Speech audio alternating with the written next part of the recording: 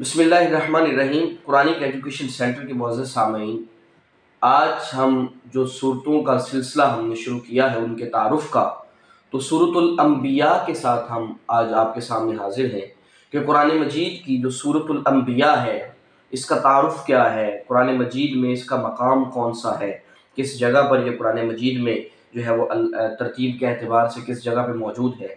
तो हम आपको बताते चले जाएँ कि कुरान मजीद की 21वीं सूरत जो 17वें पारे के आगाज़ से शुरू होती है और आप सल्लल्लाहु अलैहि वसल्लम की मक्की ज़िंदगी आप सल्लल्लाहु अलैहि वसल्लम की जो हयात अक़दस है वो 2 इरा पर मुश्तमिल है।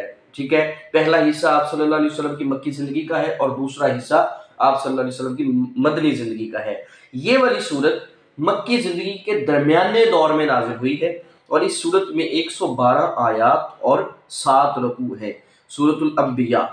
अब यहाँ पर इसके नाम की वजह तस्मिया जानते हैं कि सूरतुल अंबिया को सूरतुल अंबिया क्यों कहा जाता है।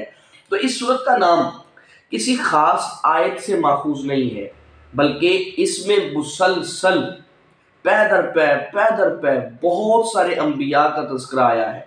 तो ज़्यादा अंबिया का जिक्र आने की वजह से इस सूरत का नाम सूरतुल अंबिया रख दिया गया। ये मौजू के लिहाज से इस सूरत का उन्वान नहीं है, बल्कि सिर्फ एक तारुफ के लिए, एक पहचान के लिए, एक अलामत के तौर पर है। इसका ज़माने नुज़ूल, मज़मून और अंदाज़े बयां जब हम उन दोनों को देखते हैं तो उससे मालूम होता है कि इसका ज़माने नुज़ूल जो है ना वो दौरे मक्की, जो मक्की दौर है आप सल्लल्लाहु अलैहि वसल्लम का, उसका दरमियाना, ठीक है, हिस्सा जो है ना उसके दौर में, यानी हमारी तकसीम के लिहाज से नबी करीम सल्लल्लाहु अलैहि वसल्लम की मक्की ज़िंदगी का तीसरा दौर है जब ये सूरत नाज़िल होती है। इसके पस मंज़र के हालात में वो कैफियत नहीं पाई जाती जो आखिरी दौर की सूरतों में नुमायां तौर पर महसूस की जा सकती है। अब इसके मज़मून क्या है? इस सूरत में वो कशमकश ज़ेरे बहस है जो नबी करीम सल्लल्लाहु अलैहि वसल्लम और सरदाराने कुरैश के दरमियान बरपा थी।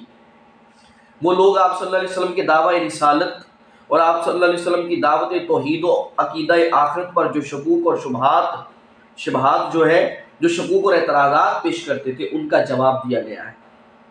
इनकी तरफ से आपकी मुखालफत में जो चालें चली जा रही थी उन पर ज़ज्र व तौबीख की गई है और उन हरकतों के बुरे नताइज से आगाह किया गया है।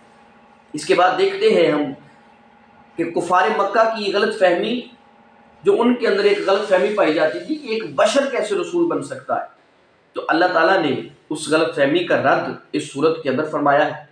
उनका आप पर और कुरान पर मुख्तलिफ और मुतज़ाद किस्म के एतराज़ात करना, किसी एक बात पर टिकना ना, जमना ना, उस पर मुख्तसर मगर निहायत और पुरज़ोर और माना खेज़ तरीके से गिरफ्त की गई है।